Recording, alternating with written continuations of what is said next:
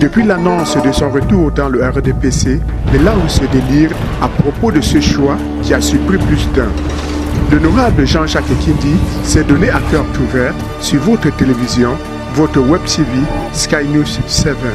Je suis un Camerounais citoyen de Douala, citoyen de base, conseiller municipal, militant de base du RDPC, ancien militant du MP, je ne suis au secret d'aucun Dieu. Il est revenu sur les motivations de sa démission du MP. 30 ans après son départ du RDPC, il revient dans une maison qu'il connaît bien, avec toutes les contingences qu'il y trouve. Le Cameroun à l'épreuve du coronavirus, l'honorable donne son appréciation et l'attitude à adopter face à une telle pandémie. L'on retient de cet entretien: je ne suis pas demandeur, mais si je dois aider le Cameroun à partir d'un poste, je ne refuserai pas, va-t-il déclarer. À propos du silence du chef de l'État, en ce temps du Covid-19, il répond: durant 30 minutes passées avec l'honorable, ça a été un véritable régal d'informations. Après les élections, j'ai été élu conseiller municipal de Douala 1er avec un de mes colistiers. Et puis c'est tout. Donc je mène la vie d'un conseiller municipal qui assiste quand il peut aux réunions qui en principe sont organisées 4 fois par an. Donc il n'y a pas lieu qu'on me voie outre mesure. La seule différence cependant, c'est que nous avons introduit un contentieux, parce qu'il y a des choses qui ne se sont pas bien passées, donc on a introduit un contentieux au tribunal administratif. La répartition des conseils municipaux ne s'est pas bien faite. Le SDF devait avoir un conseil municipal de plus. De même, la désignation de l'exécutif municipal et des conseillers à la grande mairie ne s'est pas faite non plus conformément à l'esprit de la loi, qui souhaite tout de même, comme c'est le cas dans toutes les représentations locales, pas seulement au Cameroun, pas seulement en Afrique, mais de par le monde, où il y a beaucoup de diversité et qu'on retrouve cette diversité dans les exécutifs correspondants. À Douala 1er, ça n'a pas été le cas, alors même que dans les autres arrondissements, à chaque fois que le RDPC n'avait pas de majorité absolue, il réservait les places qui conviennent aux autres partis. Nous avons donc saisi le tribunal administratif. Nous avons été déboutés en instance. Nous préparons à faire appel parce qu'il faut que la justice puisse avoir lieu dans la répartition des conseils municipaux et des exécutifs municipaux.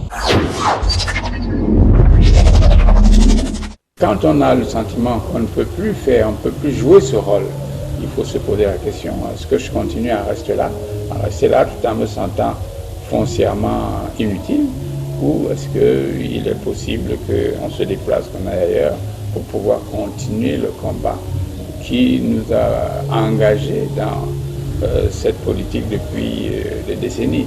La conclusion a été relativement aisée pour moi, compte tenu de la situation. Je crois que je peux être beaucoup plus utile au Cameroun et à ma ville en travaillant à partir du RDPC plutôt qu'en m'échinant à travailler à partir du MP. Cette décision est également liée au fait que les populations de Douala 1er n'ont pas retenu mon programme, n'ont pas retenu mes idées, n'ont pas retenu mon équipe, puisque nous arrivons bon dernier et que tous ceux qui étaient nos concurrents ont été préférés à nous. Alors quand une femme vous refuse, à mon avis, il est beaucoup plus élégant de prendre acte et de s'organiser différemment. Douala 1er a dit non à l'équipe du MP, au programme du MP, au projet du MP. Que fallait-il faire? Nous croyons que nous pouvons continuer à travailler avec le RDPC qui semble nous accueillir à bras ouverts. Nous ferons une convention dans les jours qui viennent. Ce qui nous pose encore problème, c'est les fonds, parce qu'une convention, quand elle est organisée, il y a des gens qui viennent de Pousseri, de Maroua, de Djoum, de Yaoundé, et toutes ces choses-là ne peuvent pas se faire sans moyens. Donc nous nous organisons pour avoir les moyens nécessaires, et une fois que ce sera fait, la convention se tiendra, elle prendra acte de ma démission, la démission du coordonnateur général, et puis très certainement elle procédera à l'élection d'un nouveau coordonnateur. c'est à ce moment-là que l'on pourra peut-être mieux apprécier l'état d'esprit des uns et des autres. Mais je peux d'ores et déjà dire que j'ai reçu beaucoup de coups de téléphone des membres de mon parti qui trouvent que cette décision est peut-être une bonne décision et qu'elle leur donnera à eux aussi l'occasion de véritablement travailler pour le peuple camerounais. Mais ce n'est qu'une partie des militants, tout le monde s'exprimera le moment venu à la convention. En ce qui concerne DIPAN, c'est sa décision de se prononcer ou pas. Ce ne sera pas la première décision du MP autour de laquelle il ne s'exprime pas. Il a choisi de ne pas s'exprimer, c'est sa position. Deuxièmement, nous n'avons rien annoncé en grande pompe. Il y avait, je crois, 5 ou 6 journalistes qui étaient là et qui nous avons annoncé. Ce sont les journalistes qui, dans le traitement, en ont fait un événement. Nous, on n'a ni annoncé auparavant, on n'a pas tapé le tambour, venez écouter Jean-Jacques Kindi, il a une décision très importante en Mondo Vision à vous d'annoncer. On leur a dit, nous avons quelque chose à dire, vous êtes quelques journaux qui travaillent avec nous, venez écouter ce qu'on a à vous dire. Et quand ils sont venus, on leur a donné les quelques raisons qui ont motivé notre décision, on leur a dit, voilà, voici la décision qui est présente. Donc nous n'avons rien fait pour de la Mondovision, etc. Et d'un autre côté, bon, le mouvement progressiste, c'est tout de même un parti qui compte sur l'échiquier politique camerounais. Donc il faut qu'il n'y ait pas d'ambiguïté. Vous savez, tout le relativisme qui entoure la mode des fake news. Il y a des gens qu'on tue alors qu'ils ne sont pas morts, il y a des gens qu'on exile alors qu'ils ne sont pas exilés, il y a des gens, etc. Donc il ne convenait pas qu'il y ait juste de manière confidentielle 1 ou 2 journaux qui disent Jean-Jacques Kindi a démissionné, pour qu'il y en ait plein d'autres qui disent mais non, il n'a pas démissionné. Il fallait que ce soit fait de manière à ce que nul n'en ignore. Et c'est ce qui a été fait. Cela dit, on n'a recherché aucune Mondovision ni aucun ramdam autour de cette démission. Elle est faite, elle est actée, c'est tout. Qu'est-ce qui s'est passé en 90-91? Le peuple camerounais est un mouvement. Qu'est-ce qui a créé l'opposition, les partis d'opposition, les leaders d'opposition, les associations d'opposition? Ce n'est pas chaque individu qui s'est réveillé de sa chambre et dit tiens, aujourd'hui moi je vais faire un mouvement social d'ampleur. Non. C'était le peuple camerounais qui a exprimé le désir de se refonder en une conférence nationale souveraine et qui a convié tous ceux qui sont convaincus que c'est la bonne idée de venir y prendre part. C'est dans ce cadre-là que j'ai quitté le RDPC et que je suis allé à l'opposition. Donc ce n'est pas une décision individuelle où je n'étais plus content du RDPC. C'est vrai aussi que je n'étais pas tout à fait satisfait du RDPC, parce que si je l'avais été, même s'il y avait eu un appel pour la conférence nationale souveraine, je n'aurais pas quitté le RDPC. Mais pour me résumer, voilà le départ de ce mouvement de contestation. Or, qu'est-ce qu'on constate maintenant? Que le peuple camerounais est très en retrait par rapport à toutes les préoccupations politiques. Lorsque l'on constate que sur une circonscription comme Douala 1er, vous avez pratiquement 80 000 inscrits. 80 000 inscrits, il y a à peine un peu plus de 20% qui ont voté. Ça veut dire que le fait politique n'est plus un fait majeur pour eux. Donc il faut savoir comment gérer son action. Et quand parmi ces 20 à 25% qui ont pris part au vote, vous êtes relégué pratiquement au dernier rang, posez-vous la question. Je fais quoi là? Est-ce que je dois continuer? Est-ce que je dois pas continuer? Ce sont ces problématiques-là qui me préoccupent, plutôt que celles qui sont émotionnelles, du style oui, il y a 30 ans, j'étais RDPC, je l'ai quitté, pourquoi est-ce que je reviendrai maintenant? Non, c'est pas émotionnel, c'est rationnel, ce sont des analyses critiques qui, je crois, permettront que le Cameroun avance. Voilà ce que je peux vous dire, mais ça n'a rien à voir avec le fait que je suis instable, je ne veux pas. Non, il y a des problèmes à régler. Surtout en ce moment, il y en a beaucoup qui sont importants, que chacun essaie de trouver la meilleure place qu'il puisse occuper afin d'aborder ces problèmes. Voilà le raisonnement qui m'a amené à prendre la décision que j'ai prise. Prendre des décisions importantes par rapport à des groupuscules qui vont partir et qui partent déjà, qui se disloquent. Vous voyez, quand on a commencé cette histoire avec les années de Braise, etc., le mouvement social, il y avait beaucoup de gens qui sont partis. les Bois sont partis, les Ndamdioya sont partis, les Kodok sont partis. Et tous ces gens-là, ce sont des gens qui comptaient les Mokoko, ils sont partis. Donc on ne peut pas considérer qu'on va faire une politique par rapport à un groupe, parce que ce groupe il va partir. Là j'ai pris les plus éminents au niveau de l'opposition, mais quand vous regardez du côté du pouvoir aussi, il y en a beaucoup qui sont partis. Donc non, c'est pas par rapport à ça, c'est les problèmes que rencontre le peuple camerounais. Comment peut-on y participer? Chemin faisant, on peut se retrouver en concorde avec des groupes, ou des personnes, ou des réseaux, ou on peut se trouver en conflit ou en contradiction avec des réseaux. Mais ce sont des incidences conjoncturelles, mais ce ne sont pas des éléments structurants, des décisions qui doivent être prises quand on se réfère à ce qui est placé devant nous. Il faut être modeste en imaginant que ce n'est pas nous, le petit poussé, qui allons trouver la solution miracle. Nous aussi, on se cherche comme tous les autres. On tient compte des expériences des uns et des autres.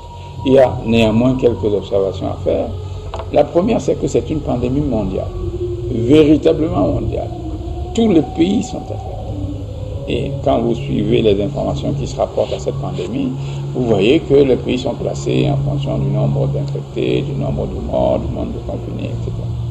Et cette pandémie étant mondiale, mais le Cameroun se doit aussi de mettre en place des thérapies qui sont mondiales. Parce que prendre le risque d'avoir des thérapies particulières, c'est être absolument certain qu'on va réussir, sinon on est cloué au pilori. Et les conséquences sont là, immédiates. Vous savez que l'un des traitements a été que chaque pays, soit par lui-même, soit dans sa zone, s'isole.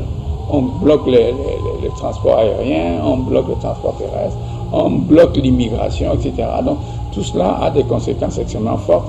Il faut que mondialement on soit dans le peloton. Donc le Cameroun le fait, il a fallu confiner, il a confiné à sa manière. Il y a des gestes qui sauvent, qui ont été largement publicités par l'Organisation mondiale de la santé. Il faut sur le coude, il faut passer. Donc le Cameroun, il le fait, il n'a pas inventé, mais il applique ce qui est, selon un certain nombre de personnes responsables, ce qui est une solution pour contrer le Covid. Mais au-delà de ces dispositions générales que l'on retrouve dans tous les pays, il y a des dispositions particulières. Le Cameroun n'est pas logé aux premières lignes. Donc, il faut qu'il s'organise, d'autant plus que le Cameroun est un pays en voie de développement. Autrement dit, dans certaines de nos contrées, d'abord les maisons sont exiguës. C'est dans les grands pays qu'on voit des lofts de 500 mètres carrés. Chez nous, au village, quand on a construit la maison, elle fait peut-être 50 ou 60 ou 100 mètres carrés. Et là-dedans, on loge tout le monde. Donc cette promiscuité-là, elle est de culture. Alors, comment peut-on la traiter? Il faut s'en arranger. Ensuite, vous avez l'activité commerciale et économique qui elle-même est organisée d'une certaine manière. Il y a des gens qui ont Internet, qui peuvent faire des commandes sur Internet, qui ont des supermarchés, qui sont organisés. Ici, on va marcher. Donc on ne peut pas transplanter les dispositions qui ont été prises pour ces pays-là chez nous. Alors je crois que le Cameroun, il se bat. Mais ce qui me semble absolument essentiel, c'est que les Camerounais doivent faire corps. Ils doivent se souder pour pouvoir s'en sortir. C'est vrai que je peux observer des choses qui ne vont pas bien, mais il m'est loisible de laisser entendre à ceux qui en ont la responsabilité qu'on peut peut-être améliorer de telle ou telle manière, comme il est loisible de lui crier dessus comme un malade, le traitement d'incompétent, les deux attitudes ne conduisent pas au même résultat.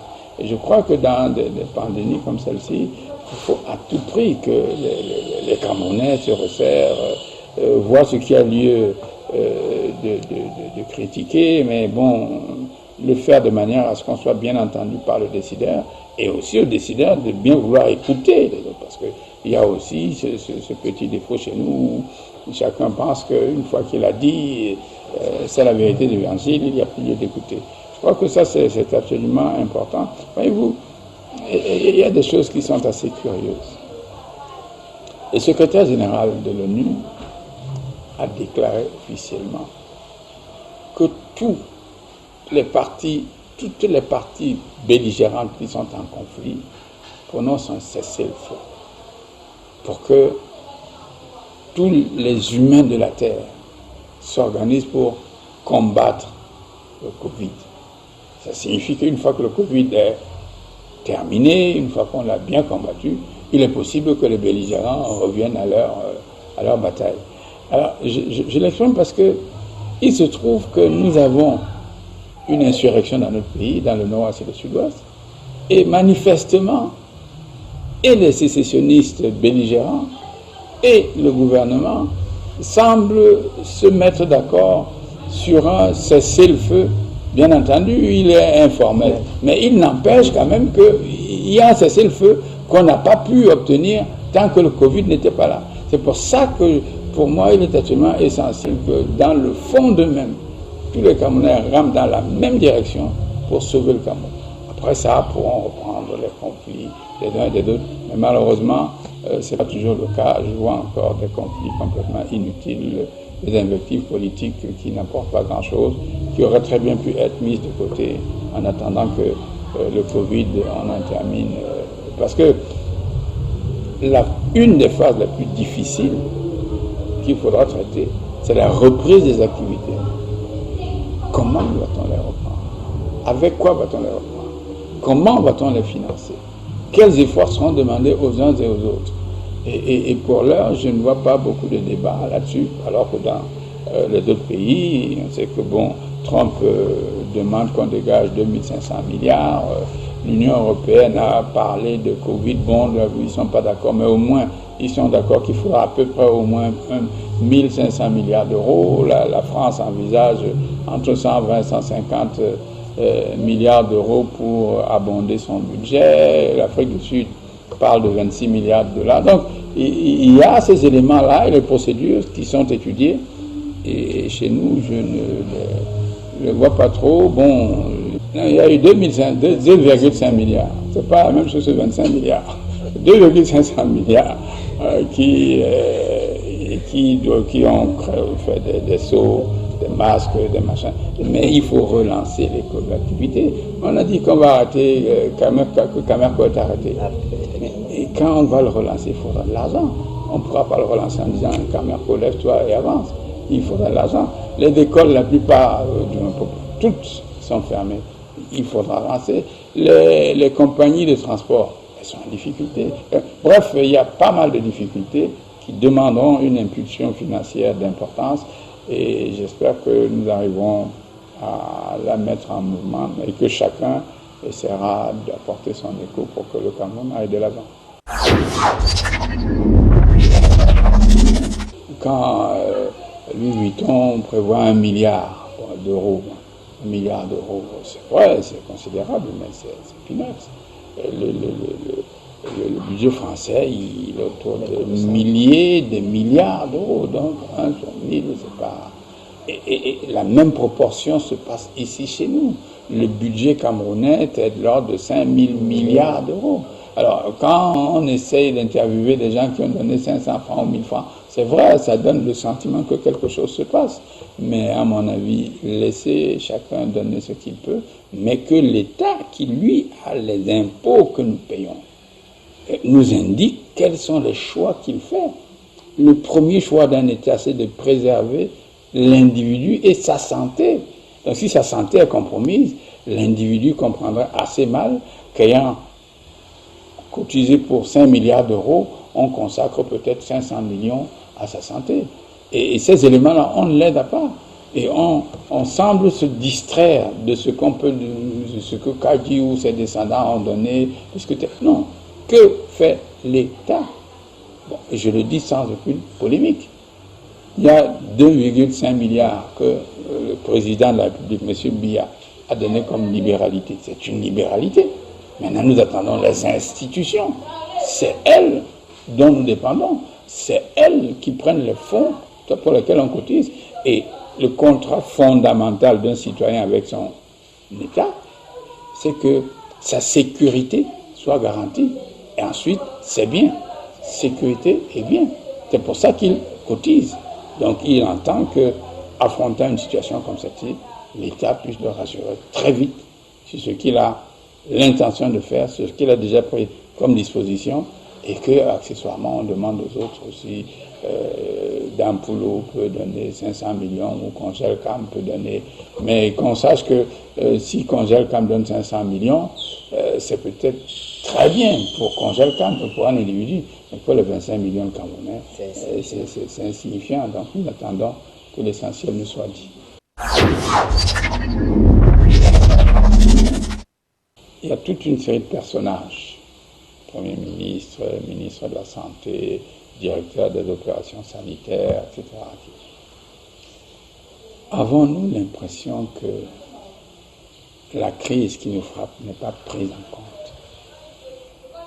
Si on a cette impression, il y a lieu de se demander si une apparition du chef de l'État sera en mesure d'apporter une solution. Et si tel n'est pas le cas, le chef d'État juge que les instructions qu'il a données, les personnes qui le font, qui l'occupent, etc., font le travail. Alors, pourquoi cette volonté de dire « je veux voir le chef de l'État » ? Le chef de l'État, lorsqu'il y a des instances officielles, fêtes nationales, etc., défilés, bon, cette année, il n'y a même pas de défilé, parce que tel qu'on connaît un peu le président Biya, je suis persuadé qu'on l'aurait vu au défilé, parce qu'il sait que c'est effectivement quelque chose d'absolument inscrit dans le marbre du fonctionnement démocratique de nos pays. Non, pour sortir et donner quelques encouragements aux uns aux autres, c'est très différent. Prenons deux cas. Le cas de la France. Macron, il est au four et au moulin, il visite les hôpitaux, il rencontre le professeur Raoult, il visite les écoles. C'est sa manière à lui de communiquer. Il donne c'est lui-même qui annonce les périodes de confinement, etc., etc. Bon. Prenons le cas de l'Allemagne. Merkel est beaucoup moins visible. Et non seulement Merkel est beaucoup moins visible, mais Merkel n'est pas le chef de l'État. Elle est la chancelière. Est-ce qu'on a vu le chef de l'État allemand? Le chef de l'État allemand, celui qui s'assure que tout se passe bien, il estime que les Merkel femmes font leur boulot. Pourquoi aller, Merkel a parlé, le chef de l'État aussi a parlé? Non, si le boulot est bien fait, on s'en contente. Maintenant, soyons critiques sur le boulot. Est-il bien fait? Oui ou non? Là, on s'interroge. Mais se dire que oui, on n'a pas vu le chef de l'État. Et ceci est d'autant plus ambigu que les fameux réseaux sociaux l'avaient donné pour mort. Oui, il y en a un qui invectivait, je vous assure, je sais, je le dis, machin, il est mort. Bon, finalement, le chef de l'État ne peut pas être le jouet de chaque imagination un peu introvertie. C'est-à-dire qu'à chaque fois qu'il dit « le chef de l'État est mort », il faut qu'il apparaisse. Il a dit que je suis mort, je ne suis pas encore mort. Le lendemain, il y en a encore un autre qui dit « le chef de l'État est mort ». Non, on ne peut pas, de mon point de vue, fonctionner comme ça. Et tant que je ne vois pas de dysfonctionnement par rapport à ce qui se passe, bon, on continue. Mais le jour où il y aura dysfonctionnement, où il faudra à tout prix que le chef d'État rameute ses troupes, parce que ce type de situation, elles apparaissent surtout lorsqu'il y a des contradictions, lorsque des responsables de haut niveau se mettent à ne plus dire la même chose. Là, il est absolument important que le chef de l'État, chef de toutes les institutions, se manifeste pour dire « voilà la voie ». Ceux qui n'y sont pas sont dans l'erreur. Le chef de l'État est apparu récemment avec l'ambassadeur de France. Je crois que pour lui c'était important parce que la France est un partenaire de tout premier plan, notamment sur le Covid. D'autant plus que l'une des choses sur lesquelles j'insiste, moi, c'est que nous avons au moins la moitié de nos fonds de devises internationales qui sont logés à la Banque de France en garantie du franc CFA. Pour financer la relance de leurs économies, la France, l'Allemagne, l'Union européenne vont taper dans la planche à billets. Ils vont imprimer des euros. imprimant des euros, cette impression va créer une inflation. Cette inflation va impacter nos réserves qui sont là-bas. Alors il faut au moins qu'on ait des discussions avec les Français en disant, ok, nous comprenons parfaitement, bon, ce n'est pas nous qui sommes maîtres de votre politique monétaire, mais nous avons quand même des petits intérêts là-dedans. Dès lors que vous vous mettez à tirer sur la planche à billets, assurez-vous que nos intérêts sont garantis. Ça veut dire quoi? Ça veut dire qu'au moins donnez-nous une partie des billets qui ont été frappés, puisque lorsqu'on a mis en garantie nos fonds, ils n'étaient pas inflatés. Maintenant, ils sont inflatés. Nous souhaitons que cette inflation-là puisse, elle aussi, puisque la parité est fixe. Si la parité n'était pas fixe, on aurait pu dire, bon, au change, vous allez retrouver votre argent. Mais la parité étant fixe, si l'euro connaît une inflation, nous allons connaître l'inflation, et il serait peut-être bon qu'on puisse nous discuter là-dessus et essayer d'avoir une voie possible. Les circonstances ont voulu qu'on ait un cessez-le-feu. Il faut à tout prix profiter de ce cessez-le-feu pour essayer de s'engager résolument vers la paix. Et j'espère que le président de la République et ses équipes sont en train de travailler très sérieusement dans cette direction-là, parce que la paix, c'est jamais une bonne chose. Ensuite, personne ne sait comment la paix peut évoluer. Elle peut aboutir à des situations inacceptables, abominables, comme elle peut tranquillement évoluer vers des choses qui nous donnent satisfaction. Donc j'espère que très très vite, le gouvernement pourra au moins communiquer sur cet aspect-là pour nous rassurer. Il y a des gens qui sont en prison, il y a des gens qui vocifèrent, il y a des gens qui tuent, il y a des gens qui... dernièrement, il y a eu tout un ramdam sur le fait que le Cameroun ait reconnu sa responsabilité dans le massacre de machin. C'est dans l'ordre des choses. Vous ne verrez aucune guerre, je dis bien aucune guerre, où il y a une seule armée qui n'a pas commis de vue. C'est dans l'ordre des choses. Que le gouvernement le reconnaisse, c'est une très bonne chose, mais que l'on l'encense comme si c'était une victoire, je ne sais pas trop quoi, c'est pas très sérieux, parce que ça encourage le gouvernement éventuellement à continuer des cachotteries si jamais il y en a, puisque à chaque fois ça crée des situations. Quand il y a eu My Lai aux États-Unis avec le Vietnam, bon, tout le monde l'a vu, on s'est excusé, il y en a qu'on a mis en procès, etc. Il faut que ce soit dans l'ordre des choses. Donc, pour moi, la paix est une préoccupation majeure. La deuxième chose, c'est l'éducation et la formation. C'est à partir de là qu'on garantit son avenir. Et bon, vu la manière dont c'est traité, je suis un peu inquiet. Je suis un peu inquiet, pourquoi? Parce que j'ai le sentiment qu'il risque d'y avoir un grand désordre. Nous sommes arrimés aux thérapies venant de l'extérieur et nous sommes incapables d'appliquer ces thérapies. Alors, celle qu'on appliquera va nécessairement créer polémique. Ça signifie que si on met 200 élèves par classe juste en juin ou juillet, il y aura beaucoup de gens qui vont dire c'est pas possible, tout le monde prend ses précautions, s'occupe de ses citoyens, il y en a maximum 20 ou 30 par classe, comment ça fait que...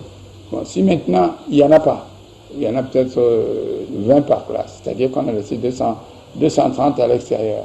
Bon, il y aura les parents de ceux qui ne sont pas scolarisés, qui vont demander ce qui se passe, et ensuite, il y a le jugement général que l'on va porter sur l'éducation au Cameroun. Nous sommes dans un monde globalisé. La compétition est partout. On classe les systèmes d'éducation, on classe les universités, on classe les diplômes. Toutes ces choses-là sont classées. Et c'est en fonction de ça qu'on vous juge. Quand vous venez des grandes universités indiennes comme le MIT, etc., immédiatement, toutes les grandes entreprises de Silicon Valley, etc., vous venez du Cameroun, on vous regarde, on se demande si vous connaissez même l'alphabet, et puis bon, très gentiment d'écouter, vous êtes venu en première, on va d'abord vous mettre en seconde pour voir si vous arrivez à suivre le rythme. Donc toutes ces choses-là, on ne peut pas les négliger. Et enfin, dans les migrations technologiques internationales, il faut que nous ayons une part. Il faut qu'on ait une part, mais pour cela, il faut que nos systèmes d'éducation soient capables de former des gens qui peuvent aller en compétition avec les autres. Regardez, rien que dans le système francophone, il n'y a pratiquement pas d'école au Cameroun qui prépare les élèves aux grands concours au concours d'entrée dans les grandes écoles en France. Les catholiques essayent un peu d'avoir une classe préparatoire pour envoyer leurs meilleurs éléments à Ginette. Ginette étant une école qui est placée à Sainte-Geneviève pour préparer à l'entrée à l'école normale, l'école polytechnique. Mais il y a déjà une année que les élèves perdent ici pour les meilleurs. Ça signifie qu'ils ne considèrent pas que notre niveau, notre éducation est à niveau. Il faut que ces signes-là, on les interprète et qu'on essaie de trouver des solutions. Alors, quand le Covid va se terminer, qu'est-ce qu'il en sera? Nous connaissons les mots qui le minent, la corruption, le tribalisme, etc. On n'a pas eu le sentiment que beaucoup de progrès a été fait, alors que ça aurait pu être l'occasion. Parce que le Covid, chez nous, est apparu un peu comme un stress test. Un peu comme à un moment donné, on teste les banques, on les met dans des situations un peu délicates avec leurs avoirs, leurs crédits, ceux qui sont compromis, etc. Savoir si, par ses ressources propres, la banque est capable de réagir. Mais nous, on a un stress test avec grandeur nature, mais quand on écoute tout ce qu'on dit, tout ce qui est fait, c'est aberrant. On ne peut pas imaginer dans un pays comme le Cameroun qu'on centralise ces éléments-là. On a beaucoup de médecins. Pourquoi est-ce qu'on exclut du champ du soin et de la prévention contre le Covid tous ceux qui ne sont pas affectés à la quintinie ou affectés à machin? Donc vous allez voir votre médecin privé, il dit allez à la quintinie. Mais lui-même, il est médecin. Il sait de quoi il s'agit. C'est pas de la sorcellerie pour lui. Il aurait peut-être fallu juste le recycler un petit peu et concentrer les traitements spécifiques qui ne peuvent pas être traités dans les autres centres médicaux. Souvent, en blaguant, je dis aux gens, écoutez, Dieu là-haut, il n'a qu'un seul peuple. En tout cas au Cameroun, il n'en a qu'un. Il ne peut pas nous laisser tomber. Donc, ne faisons pas trop de bêtises. Mais soyons assurés que le parapluie de Dieu est là-haut.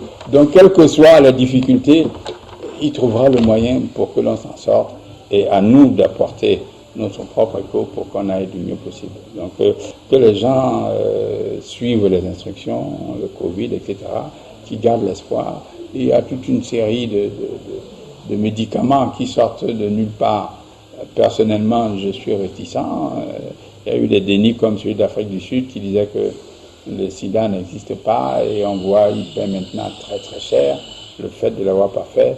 Le Covid existe. Est-ce qu'il y a 1000 médicaments? J'en sais rien. Mais il y a au moins les médicaments de l'académie, qu'on prenne ceux-là, les autres, bon. Si l'expérience prouve que ça marche, c'est bon. Mais on a l'habitude chez nous de dire que c'est quand un guérisseur a déjà guéri au moins 10 fois qu'on commence à lui faire confiance. Mais le guérisseur qui, dès le premier, je vous dis, gère le remède miracle alors qu'il n'a encore guéri personne, parfois il faut être un peu méfiant. En tout cas, je souhaite beaucoup de courage parce qu'on en a besoin. Mon fonctionnement n'est pas celui de la nomination. Je ne suis pas allé au RDPC pour chercher une nomination. Si je suis convié et que j'ai le sentiment de rendre un service éminent à partir d'une position donnée, bon, je serais complètement stupide de ne pas le faire. Mais ce n'est pas mon objectif majeur.